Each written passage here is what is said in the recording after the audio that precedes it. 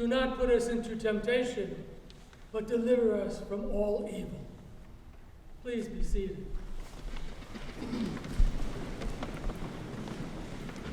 I am thrilled to be here with you this day on the first Sunday of Lent. Welcome to Lent. I hear moans and I hear groans, and some people are not happy. Why? I can tell you why, and I will throughout my homily. But of course, you know that today you'll hear at least one or two or more stories if I'm preaching. And I have them ready for you.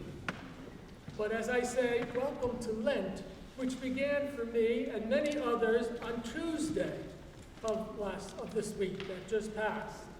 Shrove Tuesday, Carnival, which means the end of meat, and as I like to say, Fat Tuesday. There's a custom that I know real well, that my relatives and friends and all from Italy get together and we search diligently the house.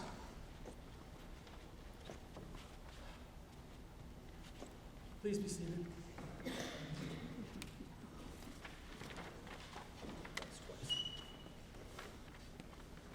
We search diligently the house for the leftover fat that is in the house, the bacon fat, and the real solid olive oil that has such a wonderful fragrance when you fry with it. And we put it into one big last hamburger with bacon and grease, enough to keep you going to digest for the whole season of Lent. But give me the meat, I don't want the bunny food. Not a salad person. But how true it is. Then it brings us to a wonderful moment the next day, Ash Wednesday. Many of us really don't realize the great significance of something like that. We place a cross upon our head with ashes. And I'd like to quote another priest whose homily was on Wednesday with a startling line. Father Hank spoke so well. And I quote, "It is the visible sign of the invisible cross that we bear." End of quote. That invisible cross comes out once a year, and we place it on our forehead, and we say, how wonderful. We are Christians, and we are proud to announce that we are asking for penance, pardon, and peace. But then it slips away into the abyss once again for another entire year. We carry it within us. We know it's there, but yet we do not expose it. But how much courage we need to even carry it in silence. My first story I'd like to say today is remarkable. As I was preparing for this homily in prayer last week, it came to mind a wonderful movie, old movie, but yet a tremendous movie. I heard someone say a name. It's The Mission. You knew. Very good. How many of you have ever seen the word mission? It's a wonderful movie in the beginning. I disagree with much of it, but this one scene is so dramatic that explains so beautifully the quest for pardon and forgiveness of sin. This one soldier, played by Robert De Niro, comes through to the Jesuits and said, I want to be with you to help Christianize the Indians and forgiveness of my sins, to do penance. And they said yes. But he is an ex-slave trader, and he has also many other sins upon his own soul that has brought him to this moment of agony and suffering and pain. This man, through the beginning of the movie, carries this huge net filled with armor, swords, shields, hats, and everything else, and is in beautiful scenery. the haunting music of an oboe and a flautist always playing in the background. It's really a tremendous sound. It's eerie, and it gets you thinking. And here he is, always climbing this mountain in Colombia. It was shot, the movie, South America. Climbing it, and you go, and as he's climbing, oh, he's going to fall. Oh, God, he fell. Oh, get up, get up. You've got up. Yes, okay, he's on his way again. Get up, don't fall. And finally, he gets to the top, pulling this huge crate of whatever he was carrying in this net, and brings it to top, and then sits back and looks at it. And one of the young Indians grabbed a machete out of the priest's hands, who was breaking down the leaves to pass through with, and grabbed it. They thought he was going to have a suicide attempt or a killing. He takes it and slashes the rope, and down goes the entire bag, the mountain again. And he just sits there and cries. Then he said, "Just let go." The name of my homily. Just let go. What a tremendous moment that he found the discovery of his life. All of a sudden he is on the brink of a new and exciting reality. He felt God's forgiveness as we feel God's forgiveness every time we beg for forgiveness. And I'm not going to say what you should give up or shouldn't give up. I'm going to tell you to deal with the desert today. Today we are all to deal with the desert. We hear about Jesus going through into the desert to be tempted by the serpent and the devil. Remember, the devil only gratifies, but Jesus satisfies. And he spoke to Jesus, and he asked him to declare who and what he was. But Jesus goes through this entire moment alone. The loneliness must have been so great.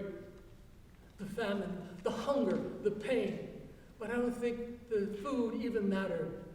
What mattered was he was emerging a new self-witness, and the new Christian discipleship was beginning for all people.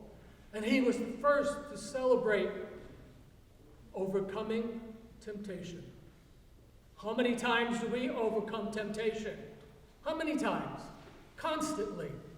It's within us, temptation, not without us. We tempt our own self. C.S. Lewis says, God does not tempt. We tempt our own self. God knows how strong we are to resist, and will give you the grace to resist in temptation. But yet, a human frailty, we fail at times.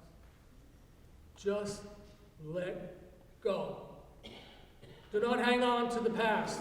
Do not hang on to it. If you ask for forgiveness, it is forgiven and forgotten. Let us ask God this day to forgive us of our sins. As Jesus goes through the desert, he realizes what his identity really was. And he comes out and he says he was hungry. No kidding, he was hungry. I would have been wishing for one of those hamburgers, believe me. But yet, he knew what the hunger was.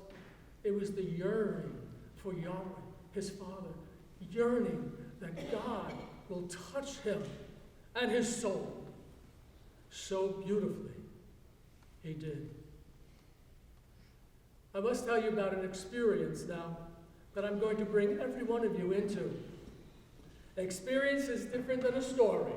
So I'm going to talk to you about an experience that I've had. Shortly after I was ordained, I received my first parish. And the bishop said to me, I'm going to give you a parish that's really quite far out. It's almost like desert. Desert-like? I said, oh, okay, no problem, Bishop. He laughed. I ate those words so many times, it was unbelievable. He said, take a full tank of gas. When you run out of gas, you're only halfway there. So make sure you have enough gas with you. I drove for hours and hours and hours. All I could see was this desert like around me, an appearance of dryness, of tumbleweed. of just blowing all over. I finally got to the parish. I was so thrilled. That way I could say, oh, finally I could get out and see what's going on. It was a horrible year, the first year, filled with loneliness and filled with sorrow and pain as well. I said, God, what was I ordained for? Why am I here? Who am I? What am I? And I heard the words, go into the desert. Outside my window, I could see all around me. It was just like a desert, barren. No birds singing, no nothing. I went, and I walked, and I walked, and I walked, day after day. And I slipped in what we usually call in spirituality the dark night of the soul, where my own very soul was yearning for some identity and for something to see. What am I and who am I?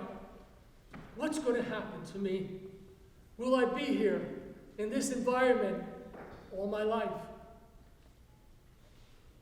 I walked and walked. But one day, I was where the weather was severe, the top panhandle of Texas into Oklahoma. Blizzards like crazy, snow everywhere, storms, floods, whatever you could imagine. It was like you look out the window one day and you say, where in God's name am I? And you realize you're still part of the desert. One day, the snow was melting, and I felt called to go back to that desert spot. I walked again for miles. I was much trimmer then and much more easy to walk. And I walked and walked. And suddenly when I entered, the desert had a new reality. It had a symphony of harmony. Somehow, some way, I felt peace and quiet, tranquility in my soul. I said, what is going on? And as I walked, I looked down, I saw nothing around except for one small little plant that had bloomed, the yucca, a yucca tree. Now, yuccas really grow up about 6 feet tall, and the beautiful fragrance that comes from them is unbelievable. And the beautiful bloom of yellow and white and gold. It gave me harmony in my life too.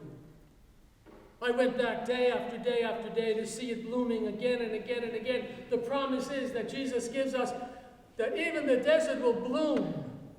And he is the bloom. The blossom is Christ itself. Hang on to that. One day I went back, and I saw there was only one flower left. And no fairy tale, no exaggeration, it fell off. I said, oh God, the empty stalk was there.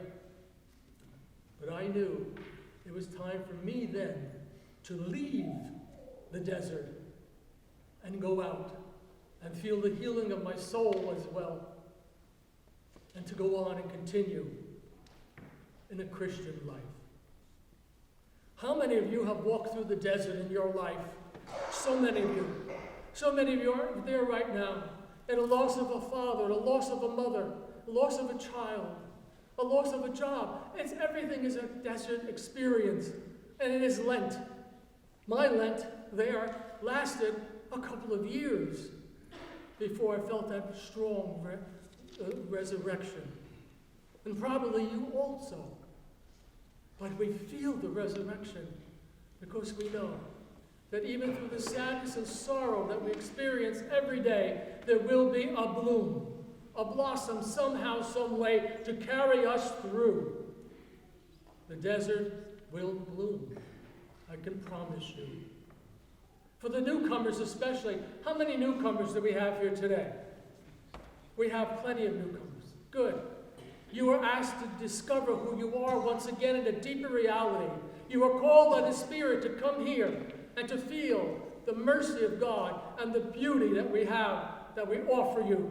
A deeper reality and a new continue as custom.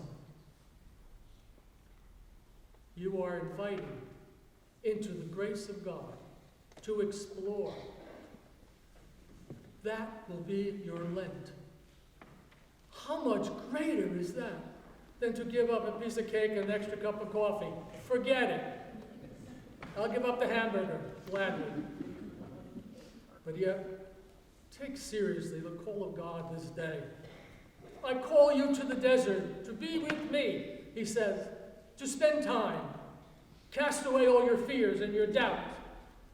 Take away everything. Leave with nothing. And come to me and feel my embrace. And I promise you that the desert will bloom again.